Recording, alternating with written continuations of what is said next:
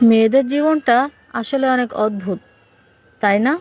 আসলে আমি সবসময় মেয়েদেরকে নিয়ে কথা বলি বলে আমার অনেক ভাইয়ারা অনেক রাগ করে। আসলে ভাইয়া আমি নিজে একটা মেয়ে, সেহেতু মেয়েদের কষ্টটা একটু বেশিই বুঝি। আবার যে ছেলেদের কষ্টটা টোটালি বুঝি না সেটাও কিন্তু না। তো আসসালামু আলাইকুম আমার কলিজার ভাই বোনেরা, কেমন আছেন আপনারা সবাই? অবশ্যই আমাকে জানাবেন। আমি তো অনেক ভালো আছি, আবার মনটা একটু খারাপ। তো মনটা খারাপ হওয়ার কারণ একটাই, যেহেতু আমি নভেম্বর মাসের শেষে একেবারে দেশে চলে যাব ঢাকা ছেড়ে। এই জন্য মনটা একটু খারাপ। 12টা বছর আছি ঢাকা শহরে, আর এই এলাকাতেই আছি। এলাকার প্রতি, এলাকার মানুষের প্রতি আলাদা একটা মায়া টান মনের মধ্যে জন্ম নিয়েছে। তো সব কিছু ছেড়ে চলে যাব গ্রামে, সেটা ভেবেই মনটা খারাপ। আবার গ্রামে সব আপন মানুষগুলো আছে, তাদের কাছে যাব, সে আবেগটাও কিন্তু কাজ করতেছে 16 আনা। তো যাই হোক, মেয়েদের জীবনটা আসলেই খুবই অদ্ভুত। তাদের নিজস্ব কোনো স্থায়ী ঠিকানা হয় না, বাড়ি হয় না, কিছুই হয় না। মেয়েরা স্বচ্ছ পানির মতো, যখন যে পাত্রে রাখা হয় সেই পাত্রের আকারই ধারণ করে, তাই না?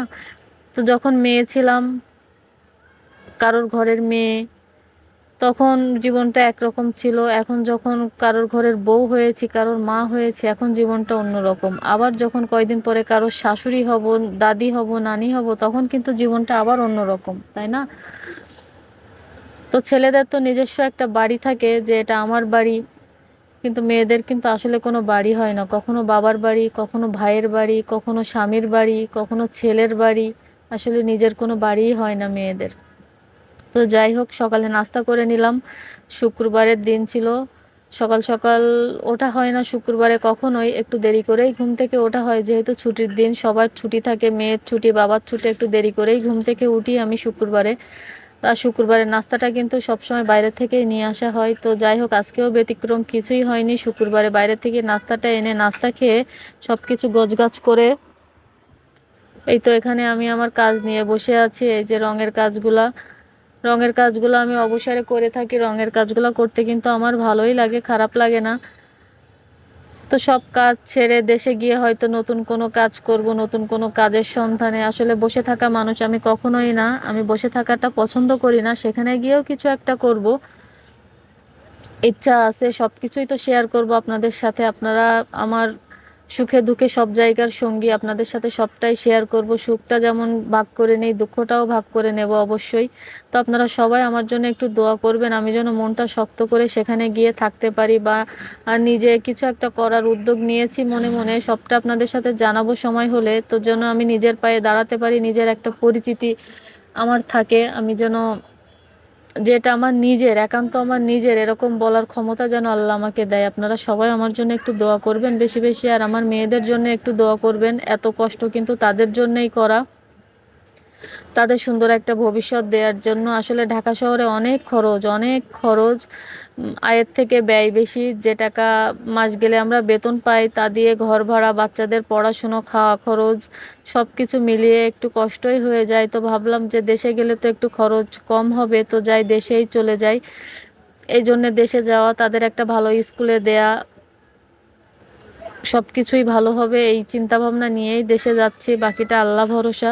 তো এই যে বিকালবেলা ঘুমিয়েছিলাম আমি, দুপুরে খাওয়া দাওয়ার পরে ঘুমিয়ে থাকা অবস্থাতে নুসরাতের বাবা ডেকে বললো যে চলো বিকালবেলা একটু ঘুরে আসি, জিয়া উদ্যান থেকে ঘুরে আসি, তাহলে তুমিও একটু ভিডিও করতে পারবা আর মনটাও ভালো লাগবে। তাকে আমি বলেছিলাম যে আমি একটা মাস আছি, চেষ্টা করব টুকটাক একটু ঘুরে বেড়ানোর।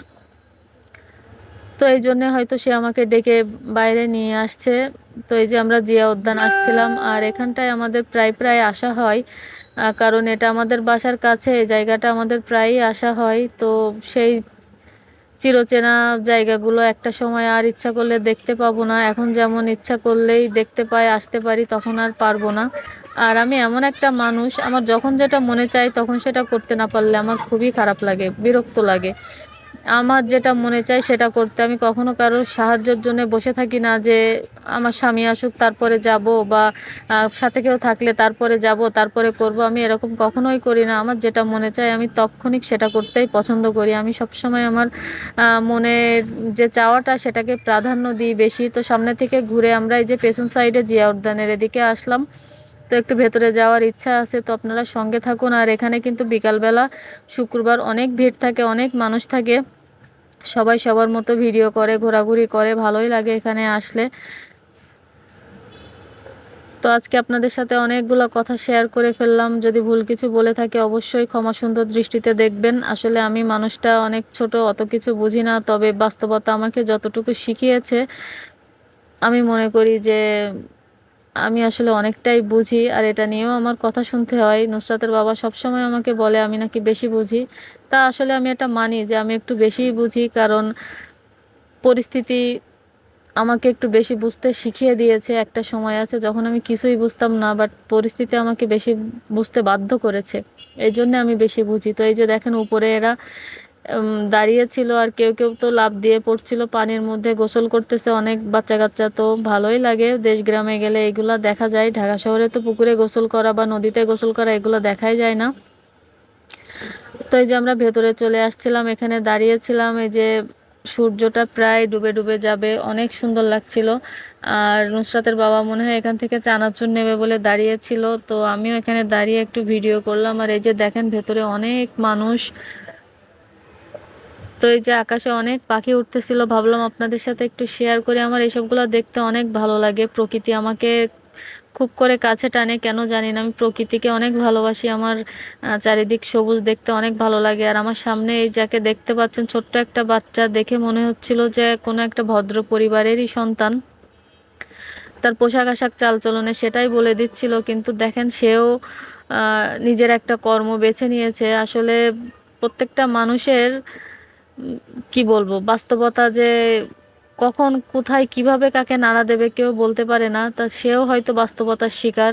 তা না হলে এতটুকু মানুষ যার এখন পড়াশুনো করার বয়স, তার তো আর এখন কোনো ব্যবসা বাণিজ্য বা কাজ বাজে আসার কথা না। তো বাদাম কিনে নিয়ে আসছিলাম, তো এখানে বসে বসে সেটাই খাচ্ছিলাম। আর সে যে আমাকে বকুল ফুলের মালা কিনে দিয়েছে, তো সেটাই দেখাচ্ছিল। বকুল ফুল কিন্তু আমার অনেক পছন্দের। আগের দিন দেখেছিলাম বকুল ফুলের মালা, কিন্তু সিগনালে দাঁড়িয়েছিলাম বলে আর নেওয়া হয়নি। তো আজকে এই যে এখানে একটা আন্টি বসেছিল, পানি বিক্রি করছিল, তো ওনার কাছেই ছিল এগুলা। দুইটা বকুল ফুলের মালা আমার কাছ থেকে 30 টাকা নিল। তো যাই হোক, সেটা আমি কিনে নিলাম। এত সুন্দর ঘ্রাণ, আমার বকুল ফুল ভীষণ পছন্দের। আর এই গাছটাতে এত সুন্দর ফুল ধরেছিল, আর ফুলগুলো এত সুন্দর যেটা ক্যামেরাতে বোঝা যাচ্ছে কিনা আমি জানি না, কিন্তু ফুলগুলো অনেক সুন্দর। তো এখানে অনেকক্ষণ ঘোরাঘুরি করলাম, এখন চলে যাওয়ার পালা। এই যে সে গাড়ি বের করতেছে, এখন আমরা বাসার উদ্দেশ্যে রওনা দেব। আমার ভিডিওগুলো আপনাদের কাছে কেমন লাগে অবশ্যই জানাবেন, ভালো লাগলে লাইক কমেন্ট শেয়ার করবেন, আপনাদের মূল্যবান মতামত আমার সাথে ভাগ করে নেবেন। আমি তো আমার সব কিছু আপনাদের সাথে শেয়ার করে নিই। তো সবাই ভালো থাকবেন, সুস্থ থাকবেন। আজকের ভিডিওটা এই পর্যন্ত, আর বেশি কথা বাড়াচ্ছি না, অনেকক্ষণ ধরে আপনারা আমাকে সহ্য করেছেন। আল্লাহ হাফেজ সবাইকে।